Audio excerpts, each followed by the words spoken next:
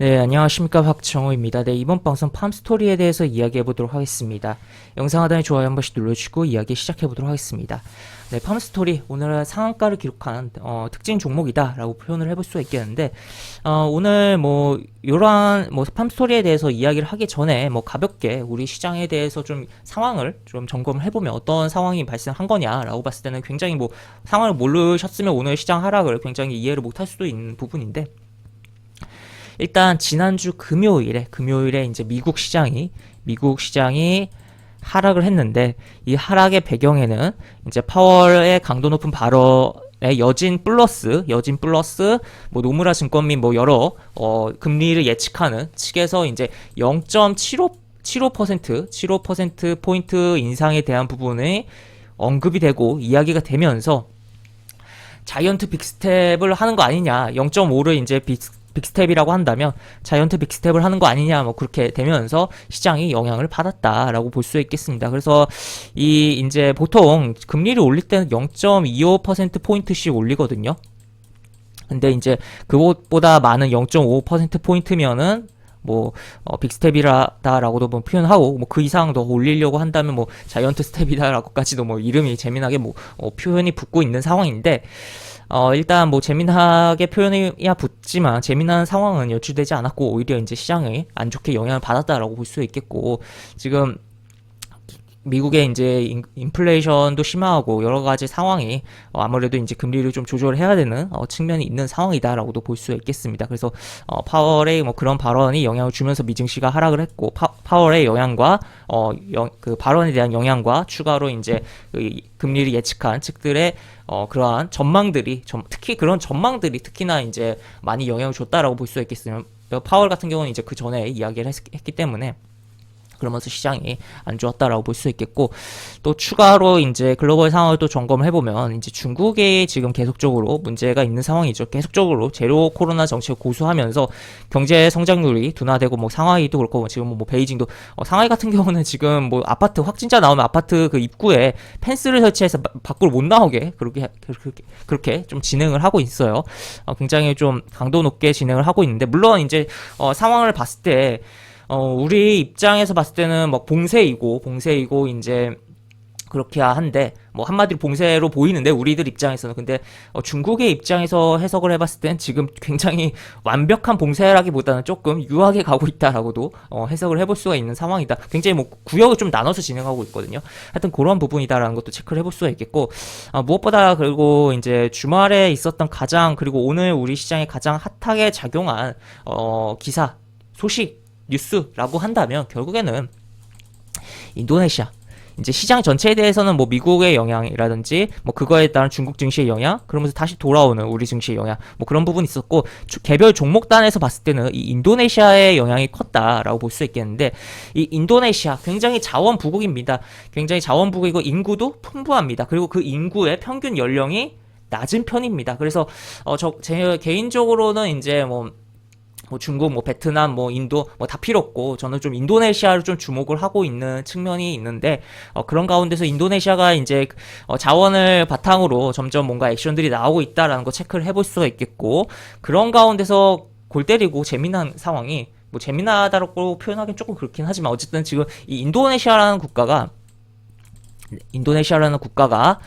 팜유, 그러니까 식용유의 원료라고 할 수 있죠. 그것의 세계 생산량 1위 국가예요. 1위 국가인데, 팜유가 부족해서 난리가 났습니다. 이게 말이 되는 굉장히 황당한 상황이죠. 아니, 생산량 1위 국가가 부족해서 난리가 났다. 이게 말이 안 되잖아요. 근데 그러한 현상이 실제로 이 국가에서 났고, 그러한 부분에는 이제 고위 관료의 부정부패도 있고 여러 가지 부분이 있긴 하지만, 어쨌든 그런 가운데서 대통령이, 원래 이제 인도네시아는 이제 군부 정권이었다가 이제 문민 정권으로 변화가 된 지 얼마 안 된 국가예요. 안 된 국가인데, 대통령이 이제 이것을 수출 금지를 하겠다라고 이야기를 했고, 그래서 자국부터 살겠다라는 마인드로 진행을 했다라고 볼 수 있겠고, 그러면서 이제 28일부터 팜유에 대한 수출이 금지된다, 인도네시아에. 그러면 팜유를 써야 되는, 팜유가 굉장히 어떻게 보면 튀긴 요리도 그렇고 굉장히 음식 제조에 많이 사용이 되는 부분이잖아요. 과자 같은 데도 그렇고. 그러면 전 세계적인 식량에 대한 부분, 식량을 가격의 상승 및 그에 따른 뭐 인플레이션에 대한 압력이 발생한다라고 볼 수가 있겠죠. 가뜩이나 지금 우크라이나 러시아의 전쟁으로 인해서 우크라이나 지금 계속적으로 전쟁으로 인해서 지금 씨를 뿌려야 되는데 씨를 못 뿌려요. 미래에 대한 부분을.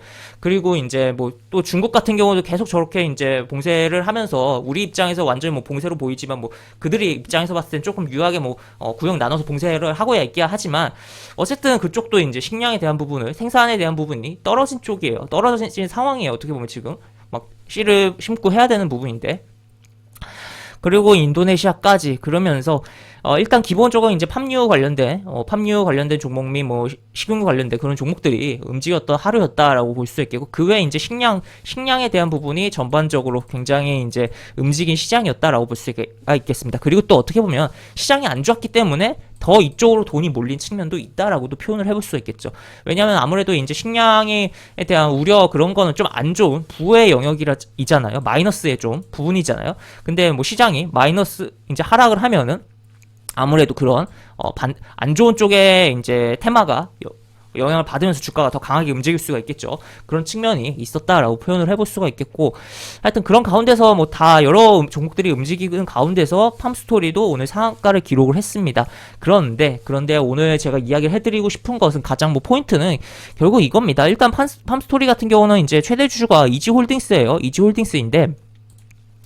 이지홀딩스인데 지분이 이렇게 보유하고 있어요. 50% 넘죠. 그래서 뭐 막말로 조금 팔아도 회사를 지배하는데 아무 문제가 없는 그런 상황이다라고 볼 수 있고 심지어 자사주도 있고 그래서 지금 보면은 그런 가운데서 지금 매매 동향을 살펴보면 이렇게 보면은 기타 법인에서 매도가 꾸준하게 나오고 있다라고 볼 수 있겠고 일단 오늘 같은 경우도 이제 장중에 잠정치가 보이긴 했지만 이거 빼고 봐도 이 물량 어디서 나왔을까라는 거죠. 지금 보시면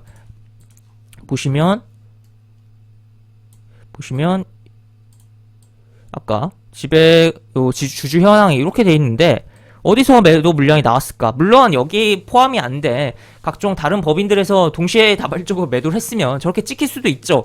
그러나 이제 아무래도 자사주 매도라든지 뭐 이지홀딩스의 이런 최대 주주 물량의 출회, 뭐 특히나 뭐 최대 주주 물량의 출회가 아닐까. 오늘 같은 경우도 이렇게 찍혔기 때문에 출회가 아닐까라고 합리적인 좀 의심을 해볼 수가 있는 상황이다라고 볼 수 있겠습니다. 그래서 만약에 이제 공시가 이제 추가로 나오면 아무래도 영향을 받을 수밖에 없는 종목이다라고 볼 수 있겠고 오늘 흐름 굉장히 좋고 그동안의 흐름도 좋았고 해서 더 충분히 갈 가능성도 분명히 있지만 분명히 쉬어가는 구간을 줄 수밖에 없는 배경을 깔아버린 상황이다라고도 표현을 해볼 수가 있겠죠. 그래서 일단 최근에 사조동화원 같은 경우도 이제 더 올라가기야 했지만 이때 상한가 이후에 시가 살짝 뜨고 시가가 떠준 것만 해도 어떻게 보면 고마운 상황이 발생했어요. 물론 이제 식량 관련돼서 자금이 워낙 유입돼서 그런 측면도 있겠지만 이때 이제 악재가 나온 게 자사주 매도에 대한 공시가 이제 있었고 그 이후에 실제 매도들이 진행이 됐다라고 볼 수 있겠고 보시면 여기 기타 범위 대량으로 매도한 거 있죠.